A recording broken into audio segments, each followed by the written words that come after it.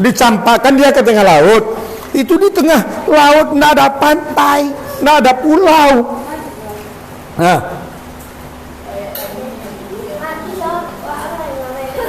Matilah nyokai. Mati dia. Hidup alasannya. Inilah kelompok gelombang terakhir, inilah yang banyak bilang hidup. Kelompok yang lain banyak bilang mati katanya. Aneh juga ya. Coba. Kita tidak tahu kuasa Allah. Oh, Masya Allah. Kita kan tidak tahu juga kuasa Allah, Pak. Makanya ayat ini yang kita buka ini, yang sunnah-sunnah itu kan pasti berlaku tuh, ya kan? Nah, rupanya intervensi Allah tuh berlaku. Apa terjadi? Kata kamu hidup, ternyata tidak tahu juga Bapak di waktu itu dong. Mana Bapak tahu? Soalnya di dalam kisah itu dia udah dicampakkan. Ibu tadi berenang ke pantai. Sampai di pantai itu, dia tetap berdoa, ya Allah, selamatkan Allah anakku, ya Allah, selamatkanlah anakku, ya Allah. Kayak orang gila juga dia, selamatkanlah anakku, ya Allah. Beberapa saat dia di pulau, ternyata ada kapal yang berlayar melewati pulau tadi. Yang ibu tadi melambai, bahkan dia juga buat unggun. Nampaklah oleh orang kapal itu, orang minta tolong di kapal itu, di pulau itu. Diturunkanlah perahunya kan, kapal kecilnya kan, untuk menyelamatkan wanita tadi. Sampai di pulau itu dia diselamatkan, terus ke kapal. Sampai di kapal dia dituduh orang gila. Ya Allah, selamatkanlah anakmu, ya Allah. Nampak dia bayi. Alhamdulillah, ya Allah, ini anakku, ya Allah. Apa kata orang kapal? Gilo koma, baru tolongnya kecilnya kok anaknya gitu kan? Mbak alay. Apa yang terjadi? Dia bilang, alhamdulillah ya Allah, selamat anakku, ya Allah. Menanglah yang di depan tadi. Kita berikan aplaus. Tapi menangnya memang menang dengan apa? Memang kisahnya nyata. Kalau intervensi Allah itu berlaku, tidak ada orang yang bisa halangi, termasuk orang yang penyabar. Kamu yang sabar hari ini, kamu bisa mengalahkan banyak orang. Orang yang mana? Orang yang tidak punya pengetahuan, orang yang ikut-ikutan. Makanya kata Allah, wa in tuti'at faral fil ar yudilluka an sabilillah. Kalau kamu ikut-ikutan di muka bumi, tidak ada rasa sabar dalam ya kan, di saat ikut-ikutan itu kamu mendapatkan kesesatan. Makanya tidak menjamin juga guru-guru termasuk Bapak, kamu ini bisa jadi ahli surga. Kenapa? Karena tergantung dirimu. Ibda binafsik. Betul? Tergantung dirimu. Rupanya ibu tadi bercerita, saya tidak gila. Buktinya ibu tidak punya anak tadi dia waktu kami selamatkan. Kenapa kamu bilang itu anak ibu? Itu anak aku tuh katanya. Kok bisa kayak gitu? Kata orang kapal kan. Karena saya berlayar dengan kapal yang besar, kapalnya karam. Kemudian saya bisa menyelamatkan diri dengan anak saya dengan papan. Yang dengan papan itu saya berenang. Rupanya di saat berenang tuh ada laki-laki bejat yang mau menggangguku. Akhirnya aku cubit anakku supaya dia menangis. Saya bilang, aku diamkan anakku dulu, aku menyusui anakku dulu. Rupanya marah yang laki-laki bejat. Dia ditariknya anakku, katanya kan. Di waktu itu aku selalu berdoa, ya Allah, selamatkan anakku. Termenunglah seluruh orang kapal itu. Itu kisahnya. Akhirnya saya berenang ke pulau ini yang tempat Bapak nolong saya tadi, katanya. Baru kaget orang kapal. Kenapa? Karena memang ibu tadi dipisahkan oleh anaknya dengan asbab laki-laki bejat tadi. Dan anak itu memang dapat di atas punggung ikan. Coba bayangkan, nama sakal yang orang kapal tadi menyelamatkan anak itu karena dia berada di atas punggung ikan yang bayi tadi. Masya Allah. Takbir. Jadi kini yang teringat apa? Doa ibumu. Ya Allah, berhasilkanlah anakku. Betul? Kalau anak bapak sekarang kecewakan ibunya, bisa saja main-main aja. Kalau bisa tidak usah dibayangkan wajahnya, tidak apa-apa. Tapi penyesalan itu biasanya kan terakhir kan? Apa yang terjadi? Ada kisah yang membuat bapak menangis yang disampaikan oleh Dr. Lutfiah Sungkar. Kisahnya begini. Seorang ibu dengan anaknya itu selalu hidup dengan penuh semangat, sampai-sampai anaknya disekolahkan, berhasil dan juara. Setiap dia naik kelas dia juara. Kuliah sampai S1, S2.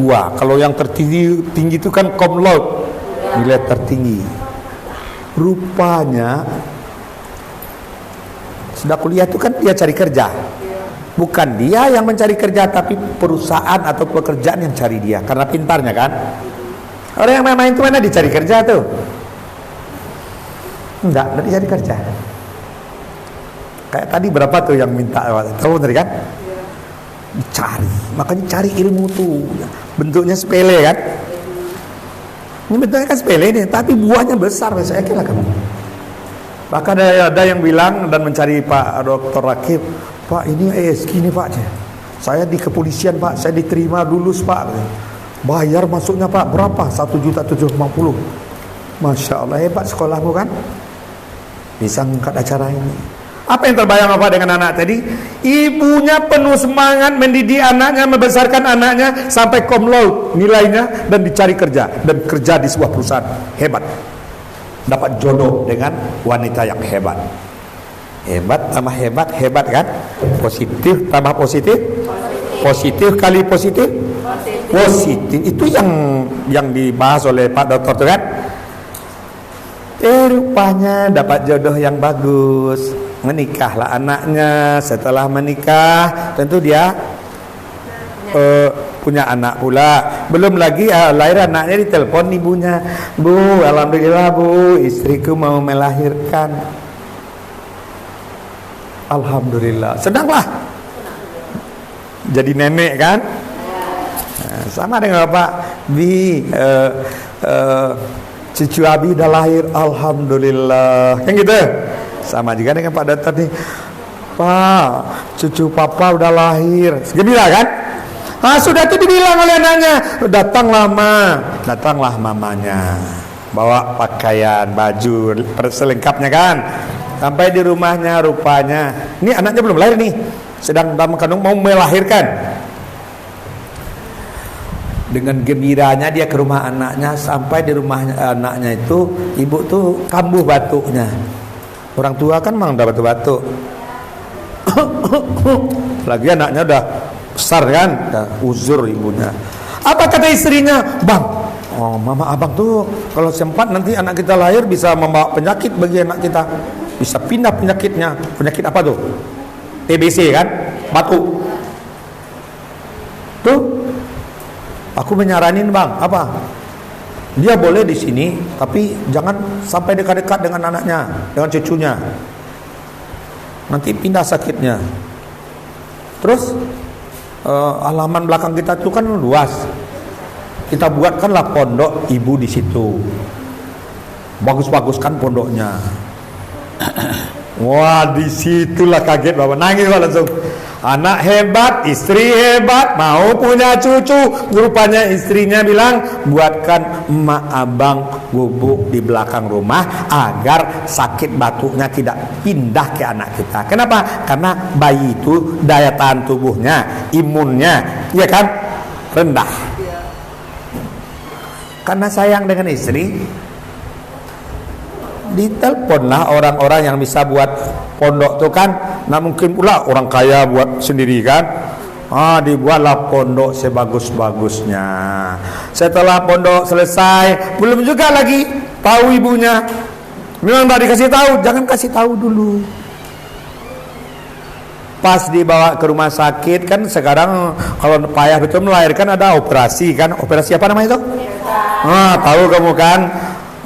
Dah rupanya setelah dia operasi lahir cucunya, dia waktu lahir itu neneknya nggak tahu dia mau dipindahkan nih. Gembira, masih gembira.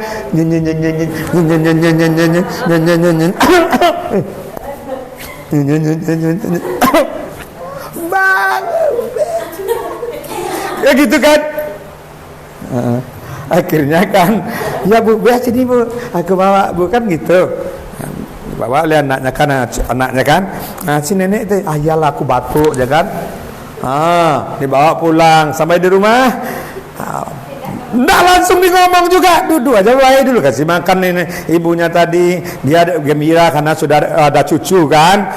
Rupanya di saat udah selesai semuanya, ibunya dengan senang bahagia menghadapi cucu yang baru lahir. Apa yang terjadi?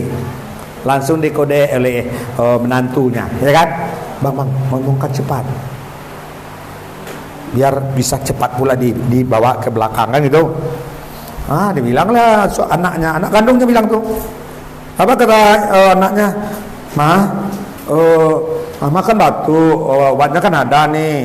Nanti mama sampai sembuh itu tinggal dulu di belakang. Di belakang tuh udah dibuat dekat tempat ama yang bagus. Nggak dibilang aku bu, tempatnya bagus kok. Kalau Kaila sebagai ibu dipindahkan ke belakang tuh bagaimana perasaannya? Sedih karena kita sebagai ibu sudah membesarkan anak kita dengan sepenuh hati. Anaknya membalas Ya betul terus membalas budi ke ibunya seperti itu. Ya, tidak setimpal balasannya dong. Rupanya dengan berat hati mamanya bilang, ya Lana aku pindah ke belakang. Dibawanya lah seluruh pakainya, tapi hatinya sudah hancur. Dia kecewa dia kan, nangis. Tapi tidak ada orang yang perhatikan lagi waktu dia nangis tuh. Dia bawa dan diantar oleh anaknya. Jangan ya mama sedih kali, kan cuman tidak jauh, dekat. Nanti diantarkan makanan, diantarkan minuman. Apa yang terjadi setelah itu? Pas dikasih makanan, bisa enggak makanan tertelan oleh mamanya?